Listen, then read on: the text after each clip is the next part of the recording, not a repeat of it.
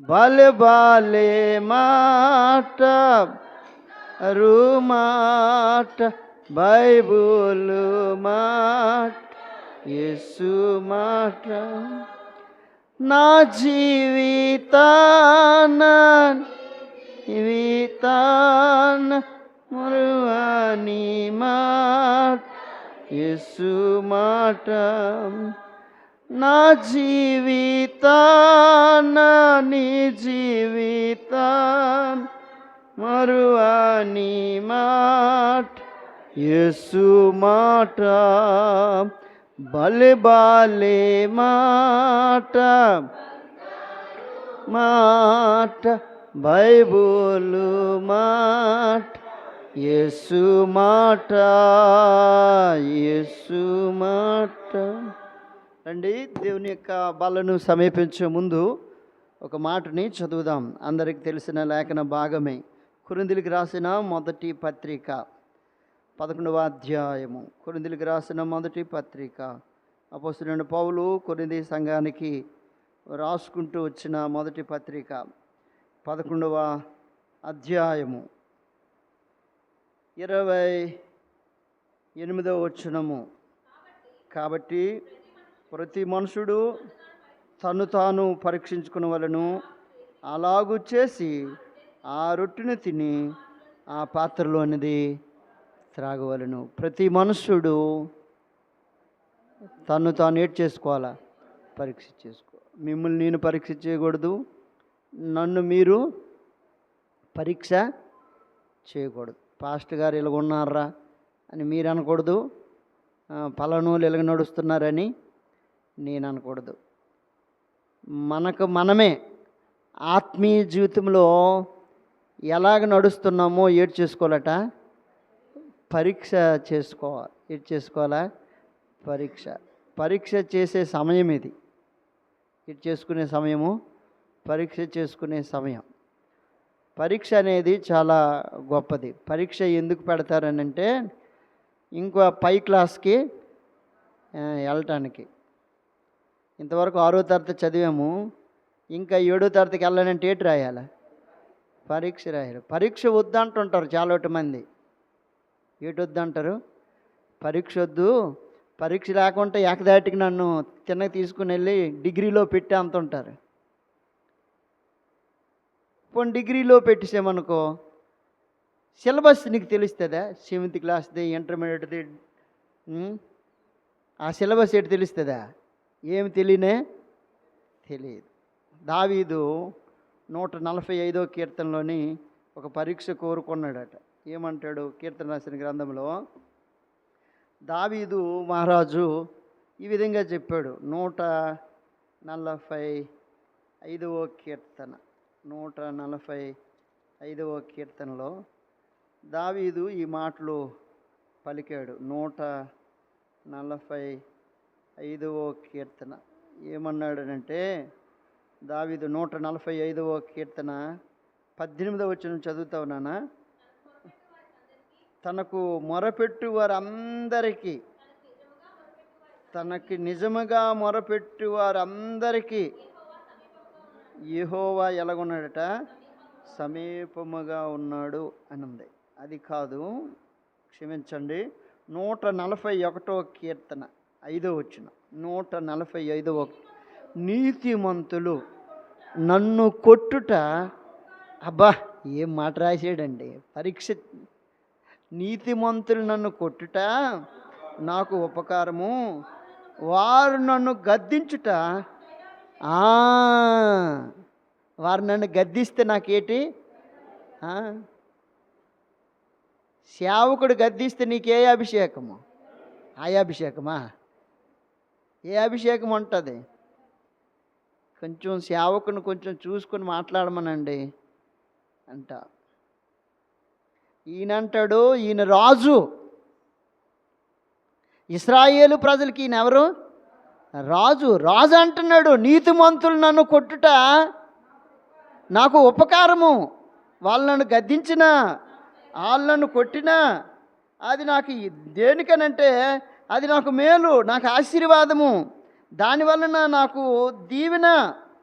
అందుకు బైబిల్ చెప్తున్న మాటలు ఏంటంటే, సేవకుడు ఎప్పుడు కూడా ఎలాగ ఉండాలని అంటే, తిమోతులకు రాసిన 2వ పత్రిక 4వ అధ్యాయము, తిమోతులకు రాసిన 2వ పత్రిక 4వ అధ్యాయము 2వ వచనము, 4వ అధ్యాయము 2వ వచనము, వాక్యము ప్రకటించుము, సమయమందును అసమయమందును ప్రయాసపడుము, సంపూర్ణమైన దీర్ఘశాంతముతో ఉపదేశించుచు.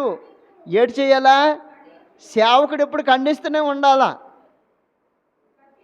ఆగక ఖండించుము. ఏడు చేయాలా? ఆచర్య ఖండించుకో. పొగిడినంటోళ్ళు భూమి మీద బోల్డ్ మంది ఉన్నారు. ఏడు చేసినట్టోళ్ళు పొగిడినట్టు వారు. నేను చెప్పాను కదా, మొన్న శుక్రవారం కాదు చెప్పాను, 10,000 రూపాయల కొరకు తన బంగారాన్ని అంతటి నేర్చేసింది.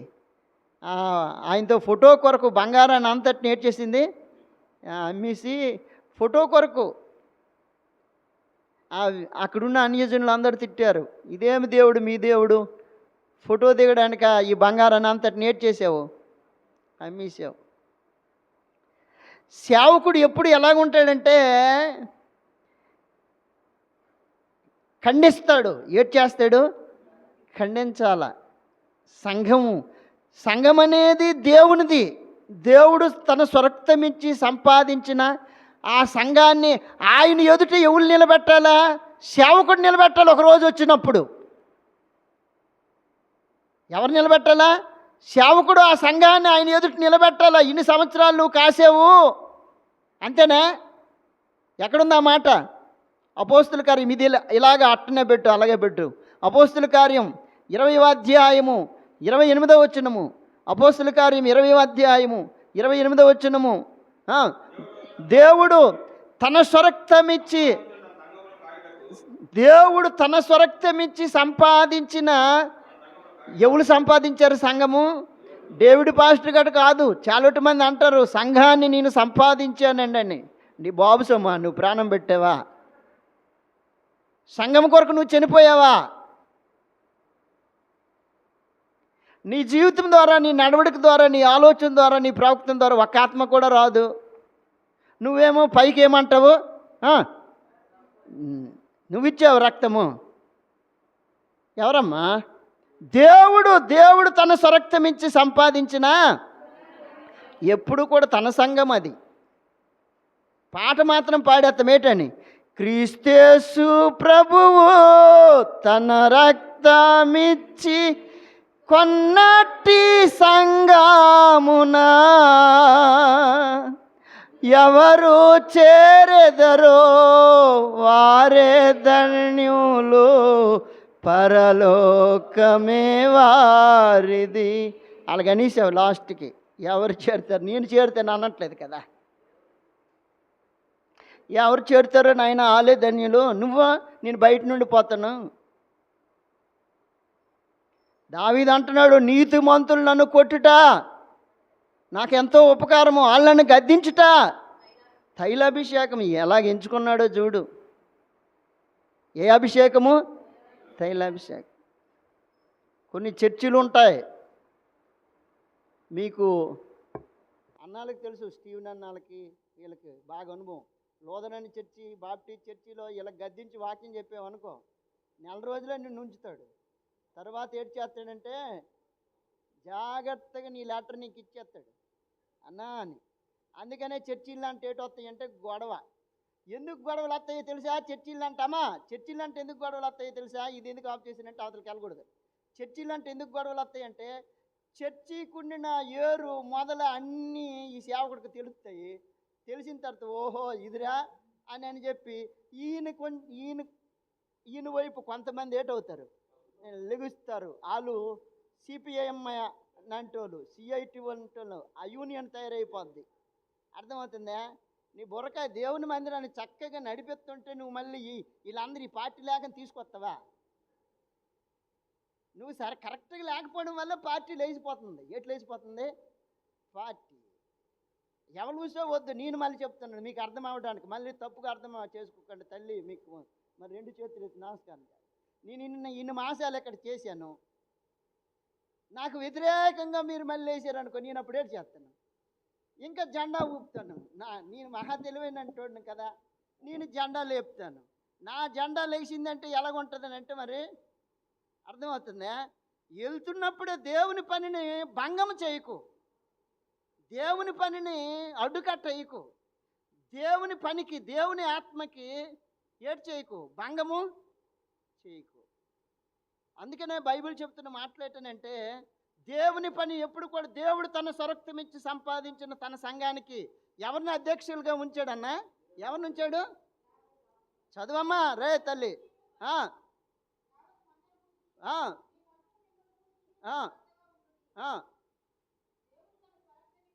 దేవుడు తన స్వరక్తం ఇచ్చి సంపాదించిన తన సంఘమును కాయుటకు పరిశుద్ధాత్ముడు దేని యందు మిమ్మల్ని అధ్యక్షకులుగా ఉంచెను.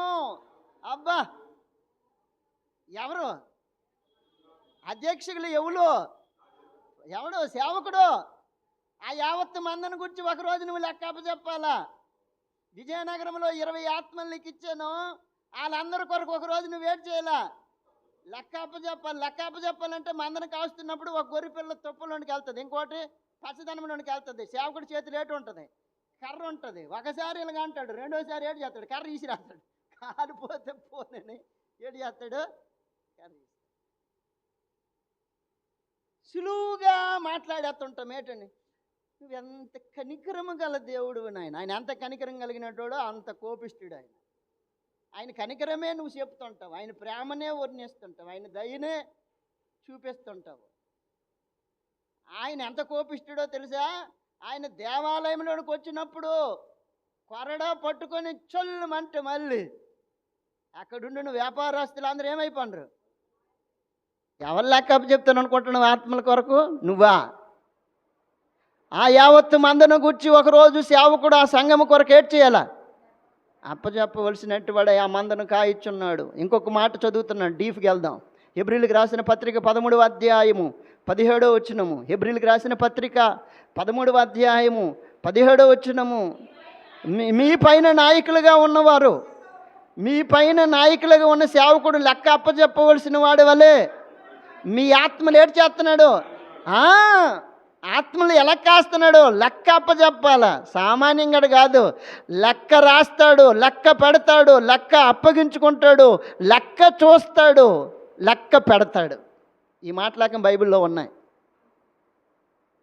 ఏమనుకుంటున్నావు యేసుప్రభు అంటే? తూతూ మంత్రంలాగా ఏదో 2 మాటలు చెప్పిన ఆయన బల్లిచ్చే నీ నీటి చేతనే వెళ్ళిపోతాను. సేవకుడు ఆత్మల కొరకు లెక్క అప్పచెప్పవలసినట్టు వాడి వల్ల మీ ఆత్మలు కాయిచున్నాడు గనుక వారు దుఃఖముతో ఆ పని చేసిన ఎడ్ల జాగ్రత్తగా. నువ్వు సేవకుడు ఎప్పుడైనా సేవని దుఃఖముతో పనిచేస్తే నీకు కానీ నీ కుటుంబానికి కానీ ప్రయోజనం ఉండనే క్లియర్గా రాశాడు పరిశుద్ధాత్మ దేవుడు. దుఃఖముతో కాక, చదువు, దుఃఖముతో కాక ఆనందముతోనూ చేయనట్లు వారి మాట విని వారికి ఏటై ఉండాలా అంతే. నేను లోబడను, నేను తంతుంటాను, నేను అటు నుండి ఇటు ఇదవుతానంటే అలా ఆయనకి చెప్పాడు సౌలుకి, సౌలా మునుకోళ్ళకి ఎందుకురా ఎదురుతుంటావు, అదే కర్ర ఇది మునుకోవాలి అంటే ఏంటి? ఎప్పుడు తెలుసా మీకు? పల్లెటూరులోని ఇవి ఉంటాయి. ఈ కర్రలో, కర్ర చివరిని ఏటు ఉంటుందన్నా ఒక మేకు ఉంటుంది, ముళ్ళు ఉంటుంది. ఎద్దు నడకపోతే ఈ ముళ్ళుతో ఏటు చేస్తాము, ఇలా పొడితే టప్ అనేది ఏటవుతుంది అది. అందుకే అది అన్నాడు. కర్ర అనుకొని తన్నేసేవనుకో అది మునుకోవాల, దాని వెనక రేటు ఉంది, ముళ్ళు ఉంది, టక్కుమని గుచ్చేద్ది. గుచ్చింది కదా, నాకు బోల్డ్ డాక్టర్లు తెలిసానంటే కాలు తీసేసిన పరిస్థితులు వస్తాయి. ఏ డాక్టర్ దగ్గరికి వెళ్ళే బాగవదు. పరమ డాక్టర్ ఆయన గుర్తించాడు కదా, ఆయన కలుగు చేసుకుంటే ఏ పని కూడా ఆగదు. అందుకనే పౌలు అన్నాడు, దావీదు అందుకని అంటున్నాడు, సేవకుడు నన్ను గద్దించుట, నన్ను కొట్టుట నాకేటి తైలాభిషేకము. ఈ రోజుల్లో జరిగింది కాదు, ఇది పురాతనం నుండి జరుగుతున్న విషయాలే ఇవి. దాతాను, అభిరాములు మోషేకు వ్యతిరేకముగా విరోధముగా ఏటైరట, లేచారే నిన్నే దేవుడు నిలబెట్టాడా, నిన్నే పిలిచాడా, రా తెలుసుకుందాం అన్నాడు. అప్పుడు మోషే అన్నాడు, అయితే మరెందుకు తెలుసుకుందాం, మీవి 12 కర్రలు, మాదొక కర్ర, బలిపీఠం దగ్గర పెడదాం అన్నాడు. ఎవరి కర్రలు చిగురించును, పుష్పించును, పువ్వులు కాయను, వాళ్ళే దేవుడు చేసినట్లు ఏర్పాటు చేసుకున్నాడు.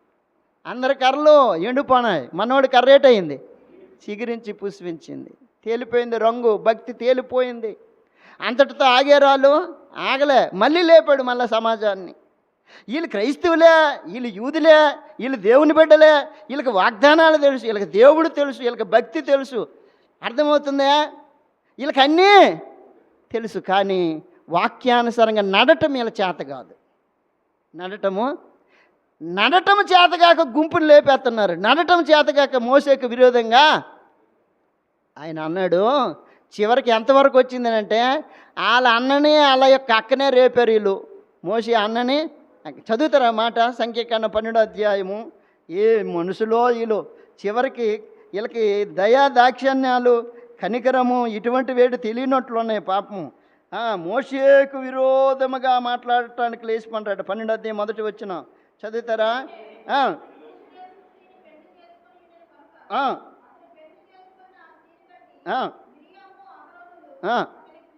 అతనికి విరోధముగా ఏటవుతున్నారు, మాట్లాడటానికి లేచిపండ్రు. ఎలాగట? విరోధముగా. ఎలాగ లేచిపండట? సేవకుడు నీకెందుకు, 8వ వచనం చదువు, 8వ వచనము.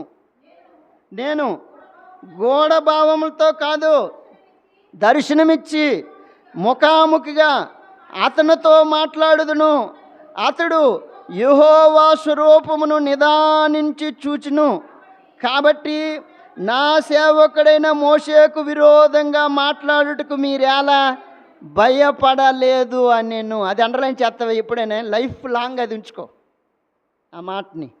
నువ్వేలా ఏటవ్వలేదు, భయపడలేదు. ఆరాధన అయిపోయిన తర్వాత అందరం కూర్చొని ఏటి చేస్తుంటాము. ఇంటికి వెళ్ళిపోయిన తర్వాత ఓలే మన పాస్ట్ ఇటువంటోడే, అల్లా ఆయన అటువంటోడే, ఇల్లు ఈడు ఇటువంటోడే. దేవుడిని మాట్లాక వింటాడా? మలాకి గ్రంథం 4వ అధ్యాయం 16వ వచనం చదివితే, యెహోవా యందు భయభక్తులు కలిగిన వాడు ఒకరితో ఒకడు మాట్లాడుచుండగా యెహోవా చెవియొగ్గి వారి మాటలన్నీ ఏడు చేశాడు, ఆలకించాడు. నీకు కోసైనా భయం ఉండదా, భీతి ఉండదా? ప్రభు వాళ్ళ దగ్గరికి మళ్ళీ చెయ్యెత్తేస్తావు, పెద్ద మొక్క ఇరిచేస్తావు. ఏమనుకుంటున్నావు సేవకుడు అంటే? అందరు సేవకులు వేరే అని చెప్తున్నాడు ఇక్కడ. మోషే వేరే. నేను అతనితో గూఢభావంతో మాట్లాడలేదు, నిదానించి మాట్లాడాను.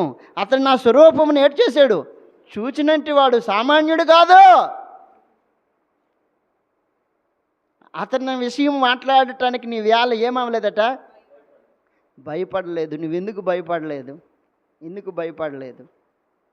అలాగని నువ్వు వెంటనే, బైబిల్ చెప్తున్న మాట ఏంటంటే, అలాగని నువ్వు వెంటనే ఆ కింద వచ్చి నన్ను చదువుతావక, యెహోవా కోపము వారి మీద రగులు కొనగా ఆయన వెళ్ళిపోయెను, మేఘము ఎత్తబడిను, అప్పుడు మిరియాము హిమం వంటి తెల్లని ఏ రోగము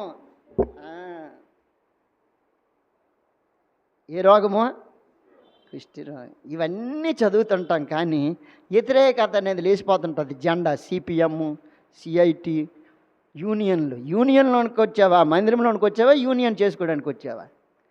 మనం ఒక యూనియను, అర్థమవుతుందా? మనం ఒక కులము, కులపిచ్చి పోలే, దరిద్రము.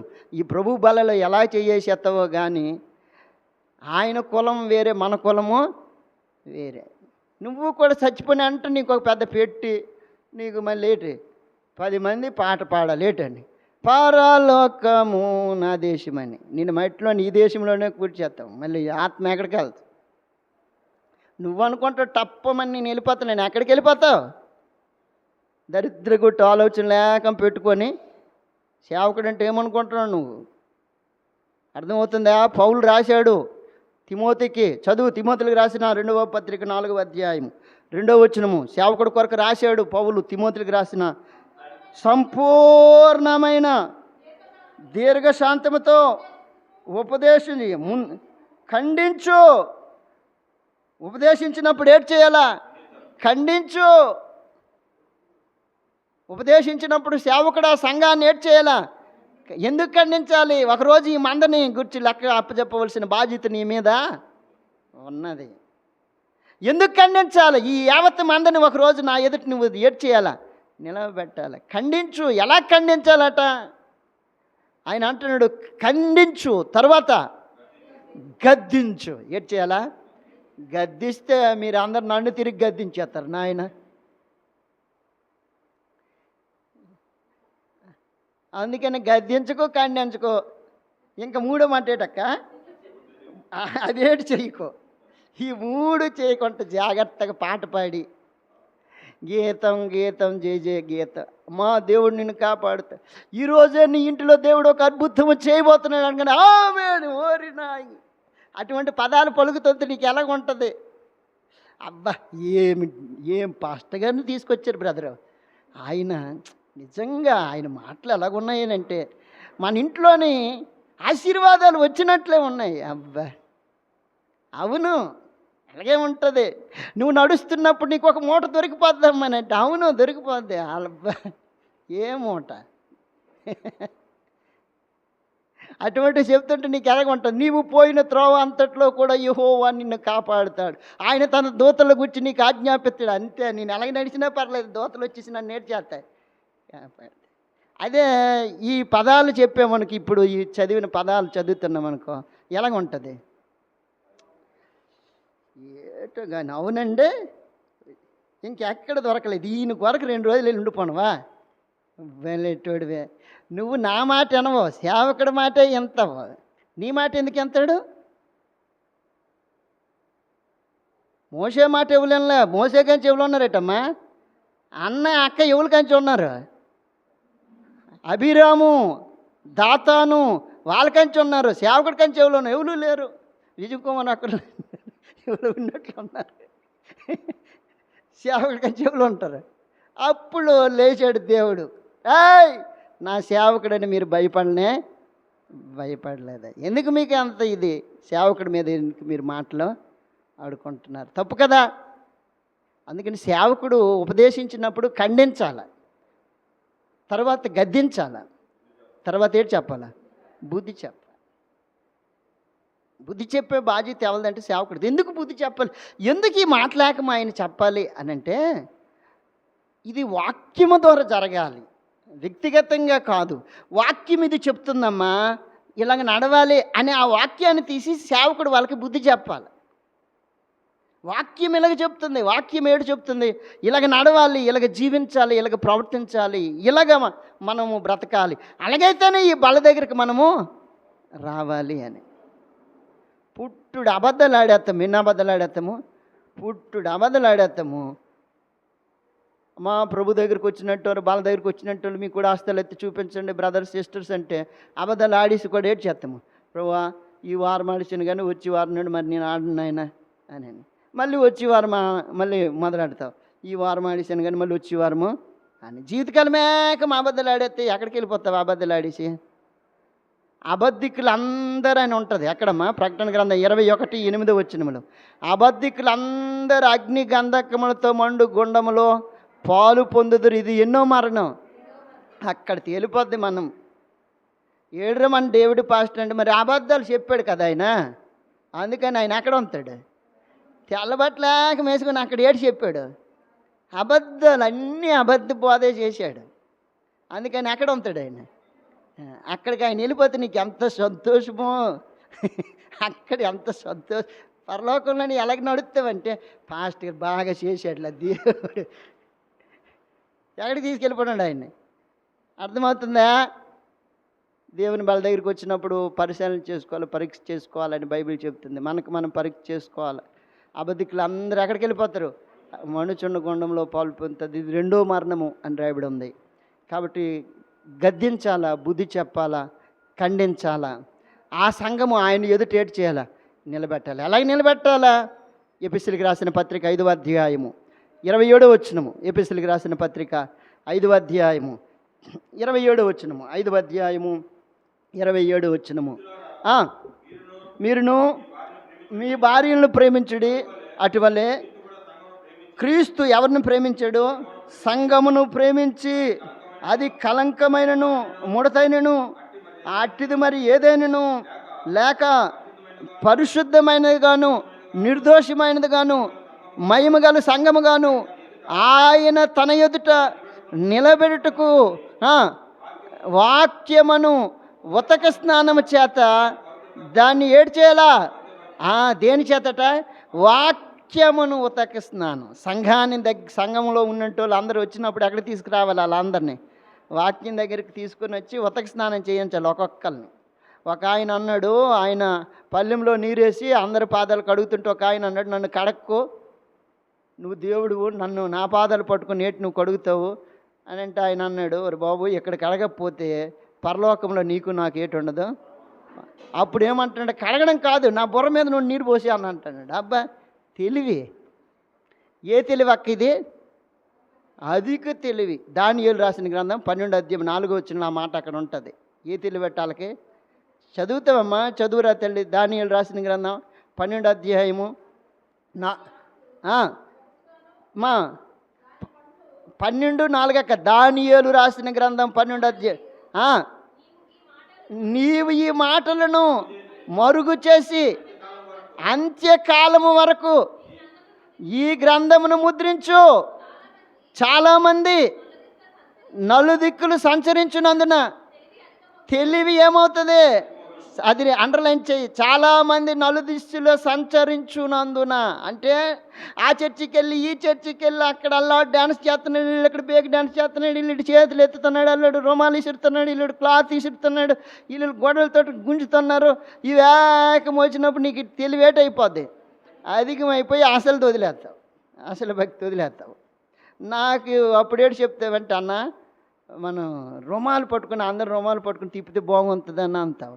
అది లేదని అంతే, మీరు చాలా చేస్తేనే బాగుంటుందన్న అని అంట. నాయన తెలివేటైపోయింది నీకు. అది ఎందుకు? నువ్వు సంచరిస్తుంటావు.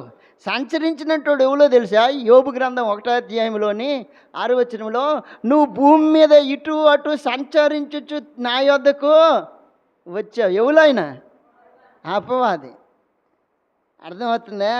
ఈ సంఘం కథ, ఆ సంఘం, ఆ సంఘం కథ, ఈ సంఘం, ఈ సంఘం కథ, నాటి సంఘము, ఎన్ని సంఘాలు, అన్ని సంఘాలు సంచరించేస్తావు, అన్ని దగ్గరలో సంచరించేస్తావు.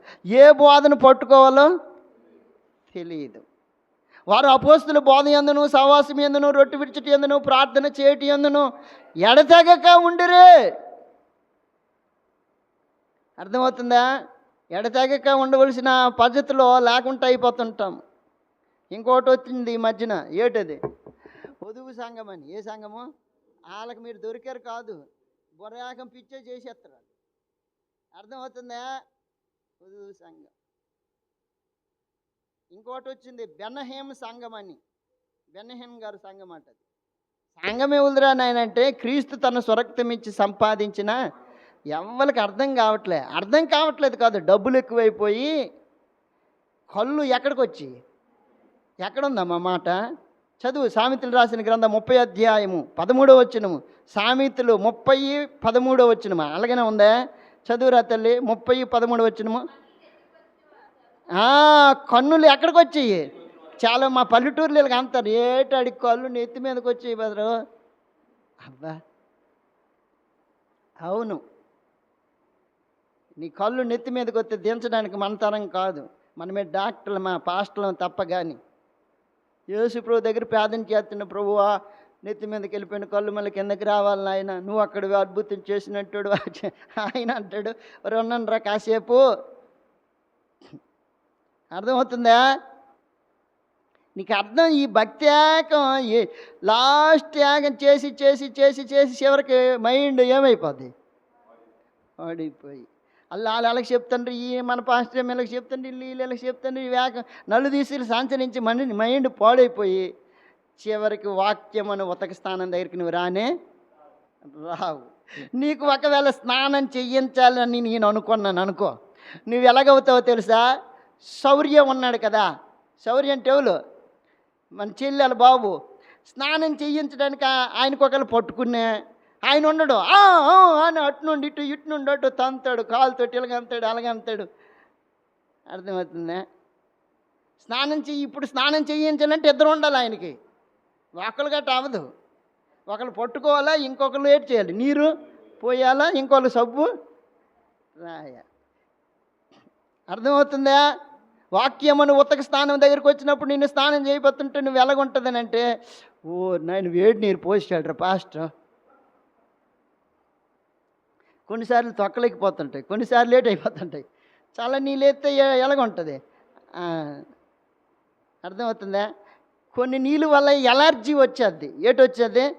ఎలర్జీ వచ్చి. ఏ నీరు తాగాలని అంటే దావీదు అన్నాడు 23వ కీర్తనలోని, ఆయన చెప్పాడు 2వ వచనంలో, పచ్చిక గల చోట్ల ఆయన నన్ను పరుండు చేయను, శాంతికరమైన నీళ్ళు, శాంతికరమైన జలముల యొద్దకు అన్న. అబ్బా, నీళ్ళు మంచివై ఉండాలి. ఏ నీళ్ళు పడితే ఆ నీళ్ళు తాగేస్తానంటే జలుబు, జబ్బు, రొంప, మళ్ళీ ఎంబీబీఎస్ డాక్టర్ కావాలంటావు. నీరు వల్ల ఎంత ప్రమాదము. మన పిసికిళ్ళాక చెప్తారు ఈ పల్లెటూరులోనికి వెళ్ళి ఈ నీరు కొరకు వాళ్ళు ఏ నమ్మలకు చెప్తారు, నీరు వల్లనే డయేరియా వచ్చేస్తుంది. అంతే కదక్క, నీరు వలన ఏటి టైఫాయిడ్ వస్తుంది కదా. నీరు వల్లే ఇటువంటి వ్యాధి లేక దీనివల్లే. ఇప్పుడు నేను వాకింగ్ చెప్తుంటే ఇప్పుడు నాకు గుర్తుకొచ్చింది, నాయన ఇటువంటి నీరేక తాగేసి ఎక్కడికి వచ్చేసి టైఫాయిడ్ తోటి నువ్వు అంటావు, నాదేమో పారాసెటమాల్ ట్యాబ్లెట్. అది తగ్గదు. మళ్ళీ అది పెంచాలా, ఏటి పెంచాలా? ఆ పారాసెటమాల్ కెపాసిటీ ఎంతకా 650కి అది పెరిగితే కానీ లోనుండే జ్వరం ఏటవదు, తగ్గదు. ఇంకా దాంతోపాటు 3 రోజులు ఏటి చేయాలి, కోర్సు ఎక్కించాలి. నరానికి ఇంజెక్షన్ అంటాడు డాక్టర్. దేనికి ఇంజెక్షన్ అంటే నీలో ఉన్న చెడును పోవడానికి 3 రోజులు వరుసను ఉపవాస ప్రార్థనలు పెట్టి నరానికి ఇంజెక్షన్ వేసినట్లు ఆత్మకి శుద్ధి చేయాలి. ఎంత భయంకరమైన విషయం. అందుకని సేవకుడికి ఎంత బాధ్యత అప్పగించాడు. ఆ సంఘాన్ని నువ్వు నా దగ్గర నిలబెట్టాలి. ఆ 20 మందిని, ఆ 10 మందిని, ఆ 5గురిని ఎక్కడ నిలబెట్టాలి? నేను ఒకరోజు రాబోతున్నాను, బీ కేర్ఫుల్. వాటన్నిటి కొరకు నువ్వు ఏటి చేయాలా? లెక్క అప్పచెప్పాలా. కౌంట్కి నువ్వు బాధ్యుడు. నీవు లెక్క అప్పచెప్పాలా. ఎవరి కొరకు లెక్క అప్పచెప్పాలా? స్టీవెన్ అన్న, అవునన్నా, ఇదిగో స్టీవెన్ అన్న కొరకు నేనే లెక్క అప్పచెప్పాలి. పిసికి లెక్క నేనే లెక్క అప్పచెప్పాలి. అర్థమవుతుందా? ఇక్కడ కూర్చుని మీ అందరి కొరకు ఒకరోజు నేను ఏటి అప్పచెప్పాలా? లెక్క అప్పచెప్పాలా. వచ్చి పరిచర్య చేసి వెళ్ళిపోతున్నానంటే సరిపోదు. ఏటి అప్పచెప్పాలా? లెక్క అప్పచెప్పాలి. కాబట్టి సేవకుడు గద్దించు, ఖండించు, బుద్ధి చెప్పు అన్నాడు. ఈ సంఘముని వాక్యమనే ఉతక స్నానం చేత దాన్ని ఏటి చేయాలి? పవిత్రపరచు. సంఘానికి శిరస్సు ఎవరు? పాస్టర్ గారు గట్ట కాదు. ఎఫెసీయులకు రాసిన పత్రిక 1వ అధ్యాయము 22వ వచనం చదువు నాన్న. ఎఫెసీయులకు రాసిన పత్రిక, మరియు సమస్తమును ఆయన పాదముల కింద ఉన్నాయి, సమస్తముపై ఆయన్ను సంఘమునకు ఎలాగున్నాడు? శిరస్సుగా ఉన్నాడు. సంఘమునకు ఆయన ఏటై ఉన్నాడు? శిరస్సు. ఆ సంఘము ఆయన శరీరము. సంఘం ఎవరు? ఆయన శరీరం. సంఘానికి ఆయన శిరస్సు. సంఘానికి ఎవరు శిరస్సు? దేవుడు శిరస్సు. ఆ సంఘంలో అధ్యక్షుడు ఎవరు? పాస్టర్ గారు. సంఘానికి అధ్యక్షులు ఎవరు? సేవకుడు ఉంచాడు. ఆ సంఘానికి శిరస్సుగా ఆయన ఉన్నాడు. లెక్క ఒకరోజు ఎవరిని అడుగుతాడు?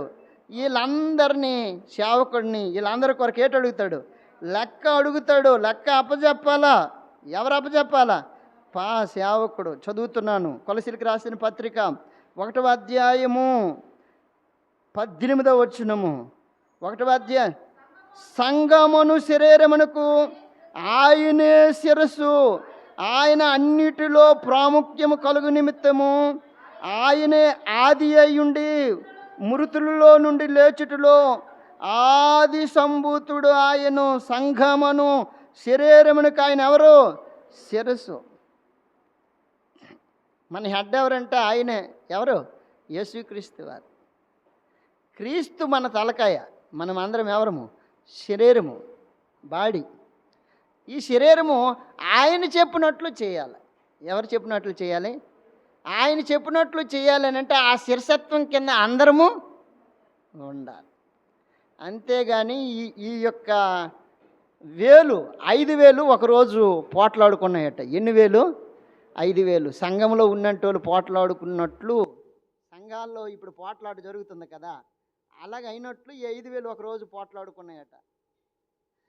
ఈ చిటికల వేలు అన్నదట, నేనే గొప్పదాన్నని. ఎందుకు గొప్పదానం అని అంటే, ఈ చిటికల వేలు అన్నదట, దేవుడికి దండం పెట్టినప్పుడు నేనే మొట్టమొదటిగా, అబ్బా ఎంత గొప్ప సంగతి, మంచి మాట చెప్పావే అన్నదట. అప్పుడు ఈ వేలు ఊరుకుంటుందేటి, ఈ వేలు అన్నదట, చిటికల వేలు పక్కనున్న వేలు, నోరు మూయి, ఎవడైనా బంగారం కొన్నా, వెండి కొన్నా, ఇత్తడి కొన్నా, ఏది కొన్నా ఎవరికి ముందు తగిలేస్తారు? నాకు. నేను ఎంత ఘనత కలిగిన దాన్నో చూసేవా? బంగారం ఎవరికి తగిలిస్తారు? నాకు తగిలిస్తారన్న.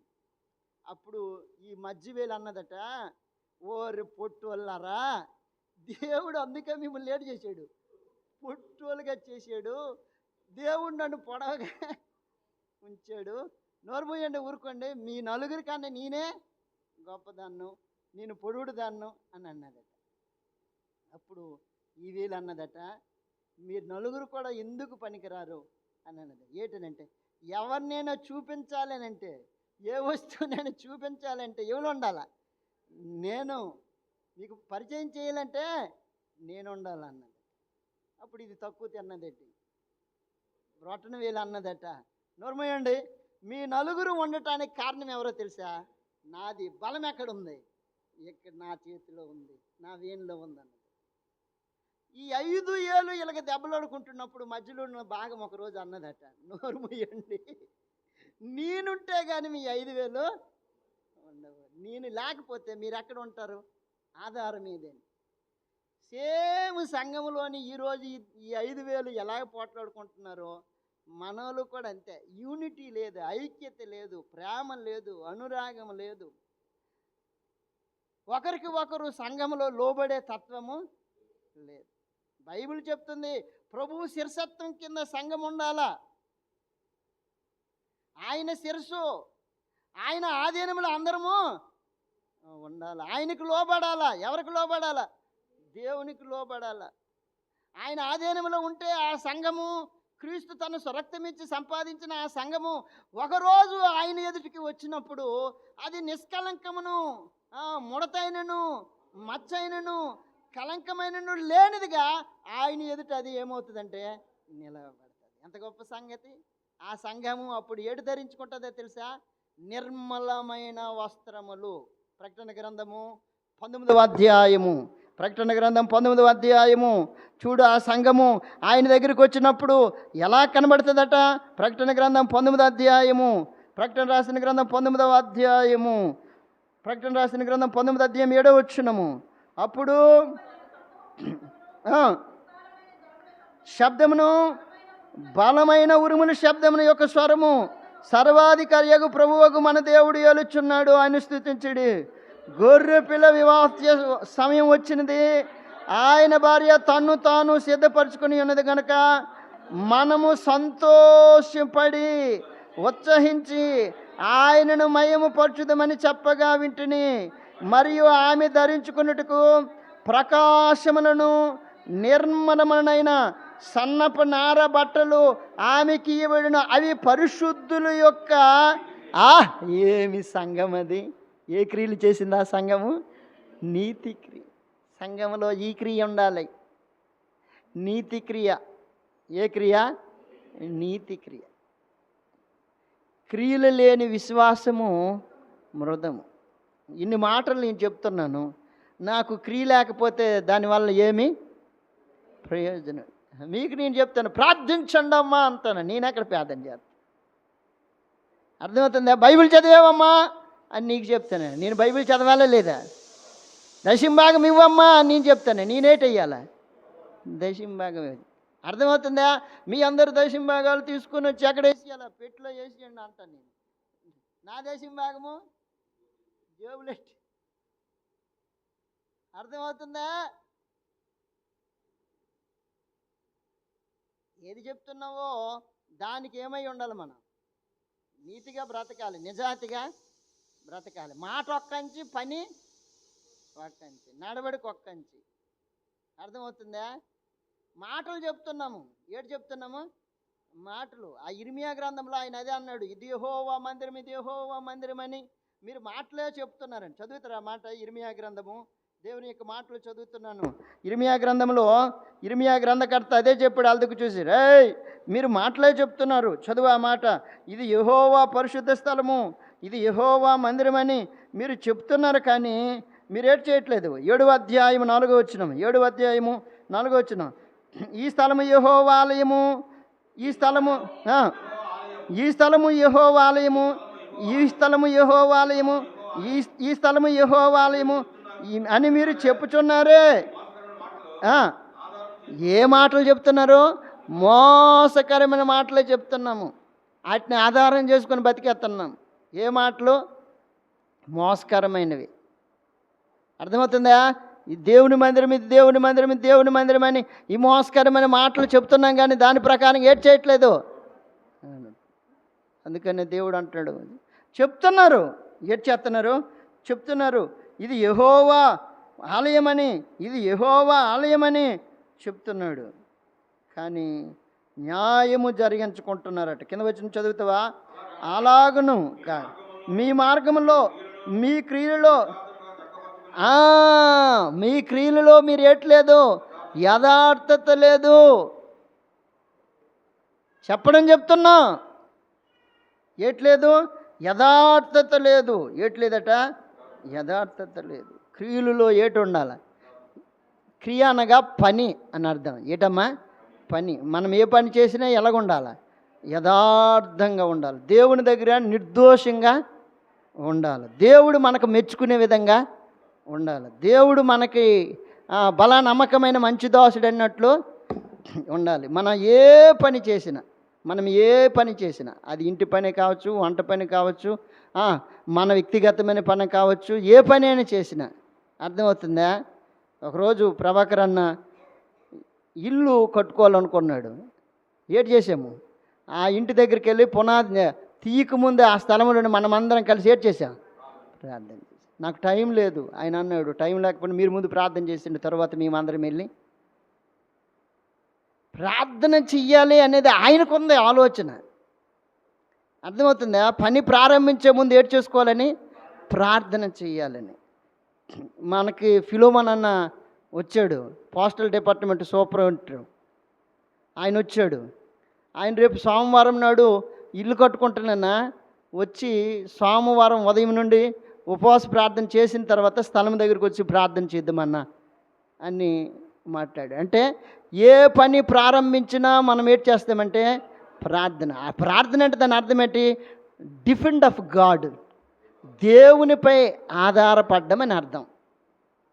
దేవునిపై ఏడ్ చేయటము ఆధారపడ్డం అని అర్థం. అది ఏ పనైనా కావచ్చు, చదువే కావచ్చు, వివాహమే కావచ్చు, ఉద్యోగమే కావచ్చు, వ్యాపారమే కావచ్చు, ఇల్లు కట్టడమే కావచ్చు, ఏదైనా కావచ్చు. అన్యులైనా సరే ఏదైనా ముందు చేస్తే ఏడ్ చేస్తారక్క? అన్యులు ముందు పంతులను పిలిచి కొబ్బరికాయ పెట్టుకొని ఊదుతులు పెట్టి ఆ ధూప నైవేద్యాలన్నీ చేసిన తర్వాత పంతులు ఏవేవో చదివేస్తాడు. పంతులు చదువుతాడు, మనం ఏడు చేస్తాం, దేవుని మాటలు చదువుతాం, ప్రార్థన చేస్తాం. తరువాత పంతులు గారి చేతికి ఇస్తారు, ఏటి? కొబ్బరికాయ కొట్టండి సార్ అని. ఆయన తెలివిగా ఏడు చేస్తాడో తెలుసా? సార్ విజయ్ కుమార్ గారు మీరే కొట్టండి అంటాడు ఆయన. అట్నుండి ఇటు ఇచ్చేస్తాడు. అర్థమవుతుందా? ఎంత గొప్ప సంగతి!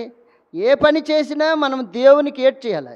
మీకు ఆ వాక్యం బాగా తెలుసు. కొరింథీయులకు రాసిన మొదటి పత్రిక 10వ అధ్యాయం 31వ వచనంలో, ఏటక మీరు ఆహారం తిన్నా, భోజనం చేసినా, పానము చేసినా సమస్తమును ఏడ్ చేయాలా? దేవుని మహిమ కొరకు చేయాలి, మనుషుల మహిమ కొరకు కాదు. ఇది నా గొప్ప అలాగనుకుంటే పడిపోతాం. ఇది నాది అని. అందుకని అంటాడు, తాను నిలుచుచున్నవాడు పడిపోకుండానట్లు జాగ్రత్తగా చూచుకున్న వాళ్ళని.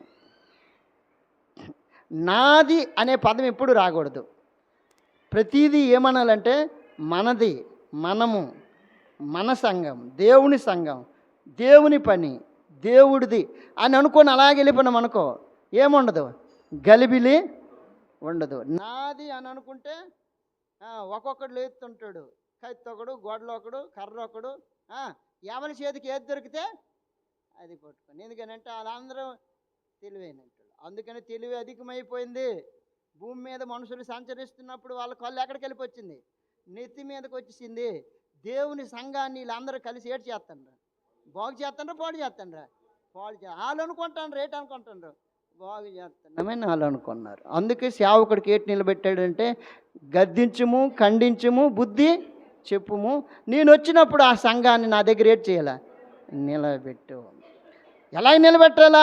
వాక్యం అనే ఉతక స్నానం చేత దాన్ని ఉతికి అది నిష్కలంకంగాను, నిర్దోషముగాను, పవిత్రముగాను, ఏ కలంకం లేనిదిగాను ఆయన ఎదుట నిలబెట్ట. అందుకు సొలొమోను కొరకు సొలొమోను అంటాడు, నా ప్రియురాలా నీలో ఏ కలంకము లేదు. అబ్బా ఎంత గొప్ప సంగతి! సంఘములో ఏటి ఉండకూడదు? కలంకం ఉండకూడదు. అందరము దేవుని బిడ్డలమే, అందరము దేవుడు తన స్వరక్తమిచ్చి సంపాదించిన సంఘమే. కానీ మనలోనేముంటాయి? బయటను ఒక మాట, లోన అంటే రెండు పని చేస్తాయి. ఏటి ప్రభువు నమ్ముకున్నట్టు వాళ్ళకి బయటను ఒకటి, లోన ఒకటి. అమ్మ నాయన ఇలాగుండి ఎప్పుడు మూసేస్తామో తెలీదు. నేను ఇంటికి వెళ్ళినంతవరకు గ్యారంటీ లేదు. ట్రైన్ ఎక్కుతున్నప్పుడు ఆగిపోద్దేమో, అంతే కదా, ఎప్పుడు ఆగిపోద్దో తెలీదు. ఆమె వచ్చి అంటుంది, జయరాజన్న, విజయకుమార్ అన్న ఏడన్నా ఇంకా రాలేదంటే, ఏడమ్మా ఆ ట్రైన్లో వెళ్ళిపోయింది, ఇది ఎక్కడో దించేస్తారు, బాసరాని ఏరియాలో నీ బాడీని దించేస్తారు. ఇంకేటి మీ నాన్న ఏడంటే ఇంకేటి అంటే ఎప్పుడు వెళ్ళిపోద్దో చెప్పకుండా వెళ్ళిపోద్ది.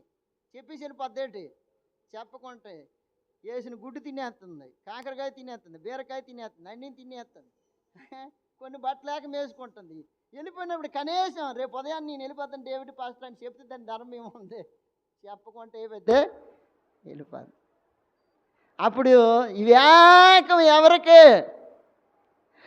పాలరాతి పైన నీవు నడచిన గాని, పట్టు వస్త్రాలే నీవు తొడగిన గాని, పాలరాతి పైన నీవు నడచిన గాని, పట్టు వస్త్రాలే నువ్వు తొడగిన గాని, అందనము పైన కూర్చున్నా గాని, అందనంత స్థితిలో నీవున్నా గాని, కన్ను మూయడము ఖాయం, నిన్ను మోయడము ఖాయం.